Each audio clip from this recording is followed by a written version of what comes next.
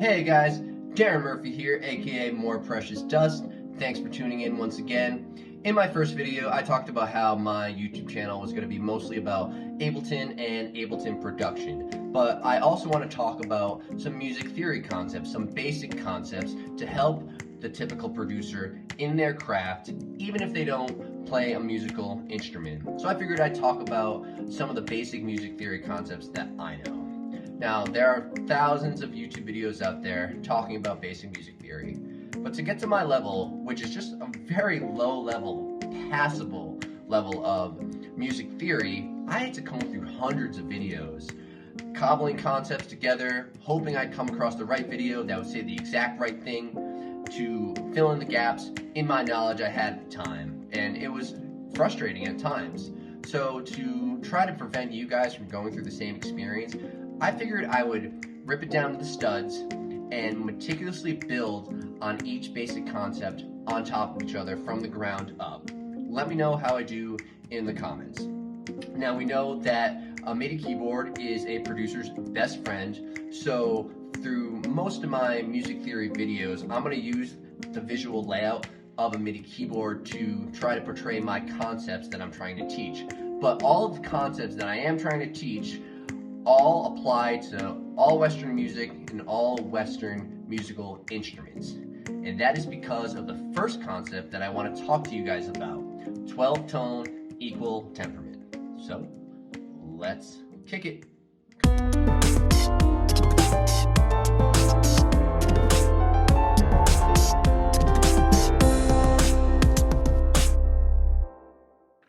12-tone equal temperament is the system that dictates the 12 musical notes that we have available to us in Western music. You'll definitely find certain types of Eastern music that have more notes available, but we're going to stick with the 12 Western notes that make up probably 95% of the music you've ever heard in your entire life if you live in the quote-unquote Western part of the world. In my last video, I mentioned that piano is the most ubiquitous instrument in Western music. If you look at the notes that separate an octave on a piano keyboard, you'll see that there are 7 white keys and 5 black keys. No matter where you start, you will have 7 white keys and 5 black keys between the notes you start on and its octave, which is the same note you started on, only an octave higher. 7 plus 5 equals 12. So these 12 notes simply repeat over and over at lower octaves and higher octaves depending on which direction you go on any Western instrument. It is just easier to display this on a piano because of its black key and white key pattern relationship. And here's the list of names that typical music theory denotes these 12 notes as. And typically they are denoted in Roman numerals, so that is what I'm showing you here. But no one is going to crucify you if you use regular numbers. Get it? Because the Romans were the ones who crucified Jesus? Okay.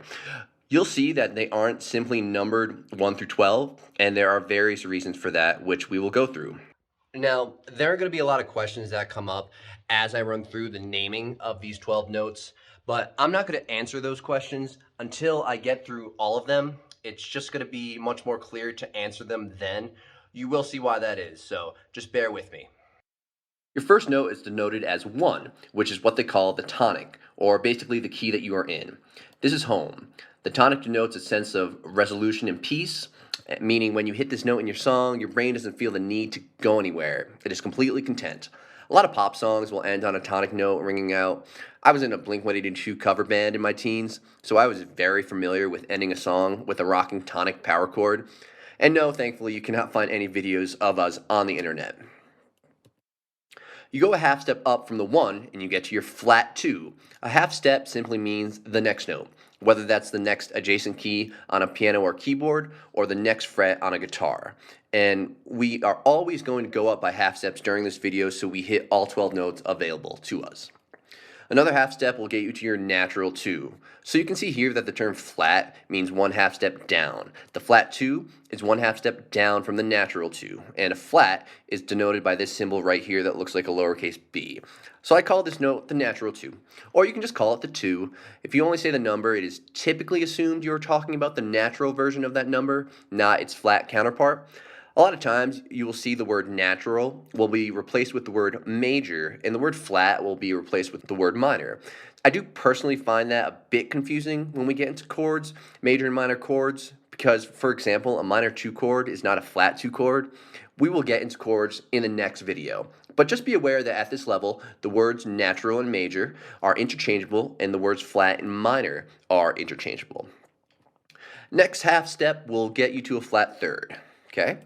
Another half step will get you to a natural third. All right, I am seeing a pattern here, and I'm sure you are too. And now it's time to shatter that pattern.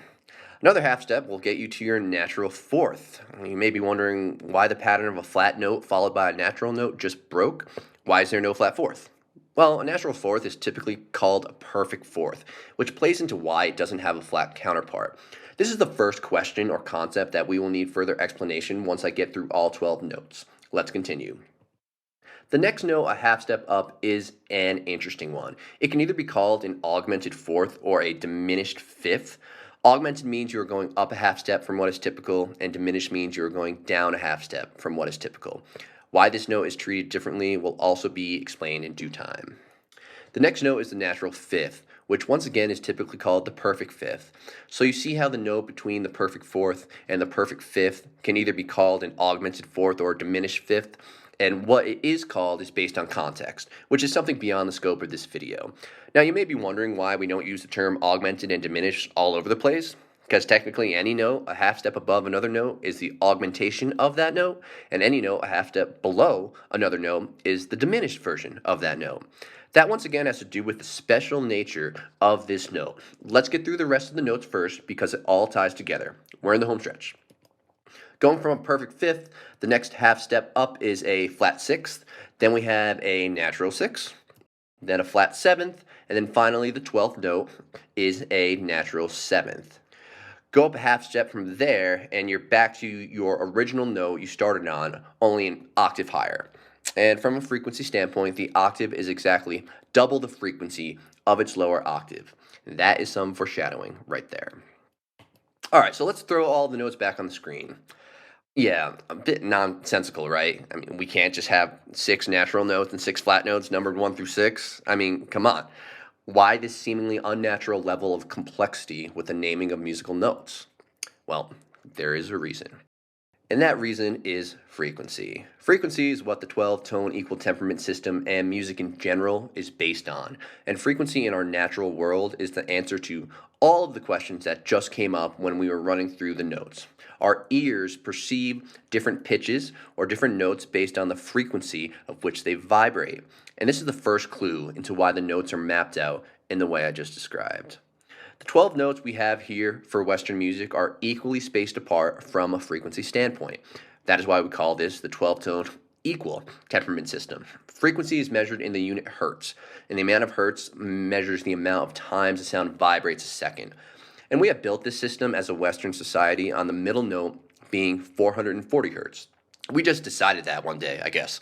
So that means the next A, an octave above, is 880 hertz, double the hertz, and the A an octave below is 220 hertz, half the hertz.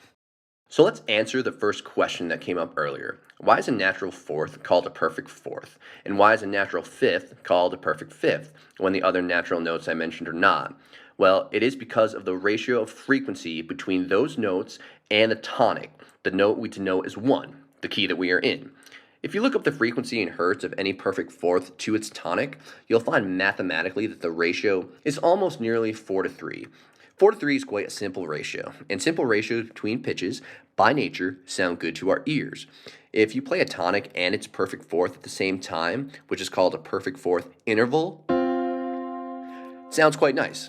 There is a lot of what we call consonance there, or harmony between the notes. This is the opposite of dissonance. If you look up a perfect fifth mathematically to its tonic, you'll see that the ratio is even more simple at almost nearly 3 to 2. So perfect fifth interval sounds very nice to our ears. The lower numbers that a ratio has between two notes, the more consonant it is going to sound. The simplest ratio that exists is 2 to 1, which is between the tonic and its octave, because as I've explained, the octave is simply double the frequency of the tonic. So why do we call these natural notes perfect notes? Well, because their frequency ratios with the tonic are just so very simple, they exude consonance to a point that they are simply given a special designation. So I've just touched on the 3 simplest ratios in our 12-tone equal temperament system. You can do the math for the other intervals that exist, flat 2, the natural 2, the flat 3, the natural 3, and you'll find that mathematically their ratios are more complex than these three ratios, meaning that the numbers in the ratio will be higher than 2 to 1, 3 to 2, 4 to 3. For example, a natural third interval has a ratio of 5 to 4, a more complex but still decently simple ratio, while a flat third will have a ratio of 6 to 5, even more complex. Here's a list of all the frequency ratios and their names.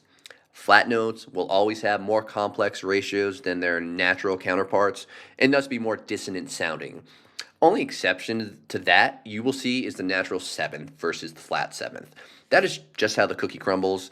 At this point, at least, they seem to have succumbed to adhering to a naming pattern as opposed to letting the frequency ratios dictate the name. Having a natural note followed by its flat would go against the definition of the term flat, so I can see why they did it this way. Another thing I'll just say here is that the numbers that make up these ratios are not absolute. You may find slightly different ratios based on what chart you're looking at. For example, this chart has the minor or flat sixth at 8 to 5, which equals 1.6. But I've seen a flat 6 have a ratio of 11 to 7, which equals 1.571. That's just semantics.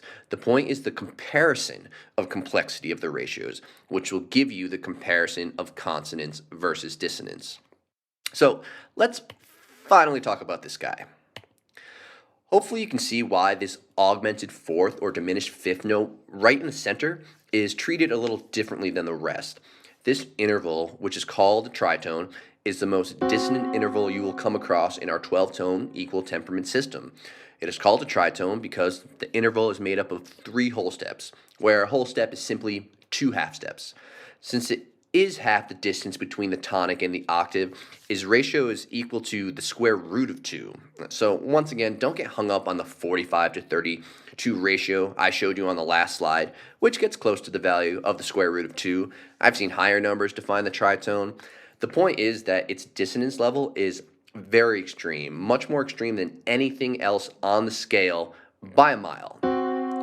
And that is why we use the terms augmented and or diminished for this note, because those terms by definition are synonymous with dissonance, which means, once again, a lack of harmony among musical notes, the sensation that the notes are clashing together, creating tension in the music.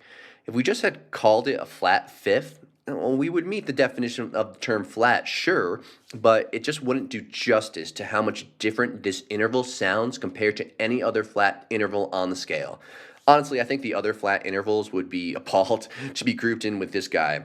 But I don't want to give you the impression that this interval should be avoided at all costs. This interval can be used to great effect to exude tension in your music before releasing that tension, which can be very satisfying. And that will be displayed in my future video when we talk about chords. Last thing I'll add on this interval is that contrary to popular belief, and even though I did color it Devil Wears Prada red, the story of this interval being banned by the Catholic Church in medieval times has been thoroughly debunked by my favorite music theorist on YouTube, Adam Neely. I'll link that video in the description below, so go check it out and subscribe to him if you like music theory videos. He's way more knowledgeable than I am.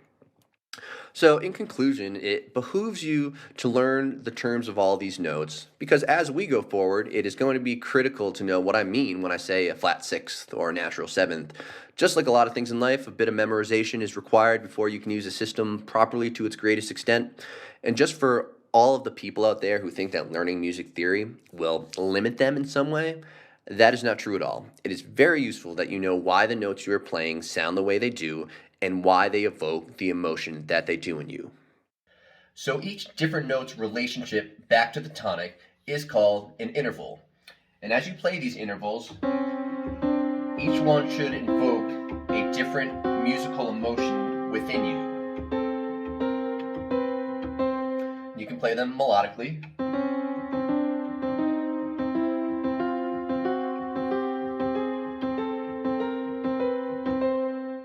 Some intervals invoke a feeling of contentment, being at peace, that perfect fourth, the perfect fifth, natural third, of course the octave. Some intervals invoke a feeling of unease or mystery, perhaps.